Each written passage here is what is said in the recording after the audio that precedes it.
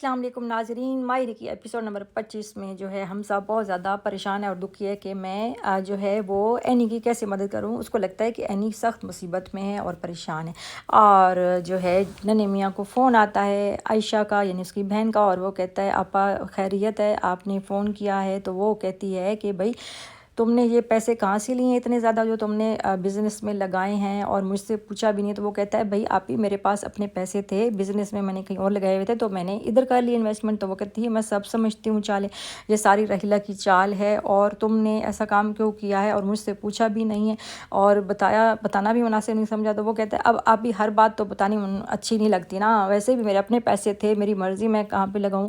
اور وہ رونے لگ جاتی ہے کہ بھئی یہ میرے بھائی کو کیا ہو گیا، اور ماں جو ہے وہ کہہ رہی ہے حبیب سے کہ بھئی کیا بات ہے، کیوں بلایا ہوا ہے سب کو؟ تو وہ کہتا ہے ابھی ویٹ کرو باقی آ جائیں، اور سمینہ اور فاخر بھی آ جاتے ہیں، اور جو ہے وہ سائقہ اور جو ہے فراز بھی وہ کہتے ہیں کہ ہاں جی بتاؤ ہمیں کہ کیا کس مقصد سے بلایا ہے۔ تو وہ کہتا ہے کہ میں نے اس لیے بتانے کے لیے بلایا ہے کہ میں نے انویسٹمنٹ کی ہے کاروبار کو بچانے کے لیے، اور وہ جو ہے میرا سالہ ہے ننھے میاں جنی جمشید، تو اس نے پیسے لگائے ہیں۔ تو وہ حیران ہو جاتے ہیں کہ تم نے اس کو کیوں ڈالا ہے، اور فاخر کو بھی بہت غصہ آتا ہے، اور غصے میں وہ کمرے میں آتا ہے اور اینی پہ گرجنا شروع ہو جاتا ہے۔ تو اینی کہتی ہے کہ میرا کیا قصور ہے؟ وہ کہتا ہے کہ تمہارا باپ تو ہے ہی لالچی گھٹیا انسان، اور تمہارے ماموں۔ وہ کہتی ہے کہ نہیں میرے باپ کے بارے میں ایسے مت کہو، اور فاخر جو ہے وہ سے واش روم چلا جاتا ہے اور اس کو کہتا ہے کہ میرا جو ہے ٹاول لاؤ۔ تو وہ کہتی ہے تمہاری نوکر نہیں لگی، خود آ کے لے لو۔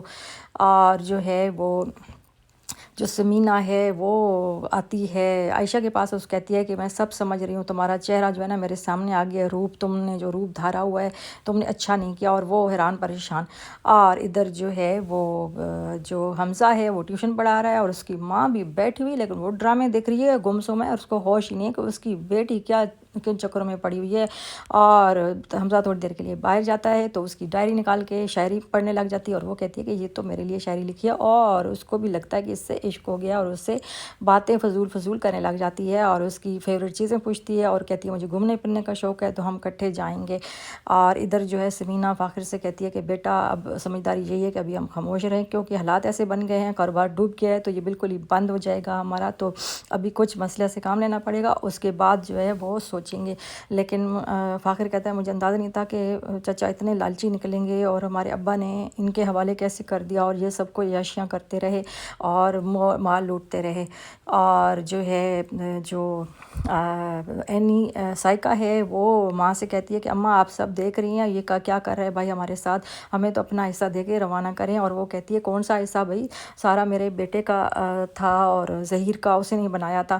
اور جو ہے وہ جو حبیب ہے وہ اپنی بڑی بہن فہمی کے پاس آتا ہے اور اس کو کہتا ہے کہ یہ حالات ہیں، اب اس میں کیا کروں میں؟ تو وہ کہتی ہے کہ تم جو ہے وہ نظر رکھو ان ماں بیٹا پہ، یہ تمہیں چھوڑیں گے نہیں، اور یہ خاموشی جو ہے نا سمجھ لو کہ ایک طوفان لائے گی، اور ان پہ ٹرسٹ نہیں کرنا اور اپنی موقف پہ قائم رہنا ہے۔ اور ادھر اینی جو ہے وہ ماں کے پاس آتی ہے کہ امی یہ کیا چکر چل رہا ہے، اور یہ ماموں اور یہ پاپا کیا کر رہے ہیں؟ تو وہ کہتی ہے کہ بس ان کی مرضی، انہوں نے مجھ سے نہیں پوچھا۔ اور تو کہتی ہے کہ تمہیں کس نے کہا ہے؟ وہ کہتی ہے فاخر مجھے بہت زیادہ سنا رہا تھا۔ تو کہتی ہے تم نے سن لی؟ نہیں میں نے بہت سنائی بھی ہیں، اور بہت زیادہ میں نے اس پہ غصہ بھی کیا۔ تو وہ کہتی ہے شاباش میری بیٹی اتنی بہادر ہو گئی ہے، اور آئندہ بھی ایسا ہی کرنا، یعنی کہ ماں اس کو شاباشیاں دے رہی ہے۔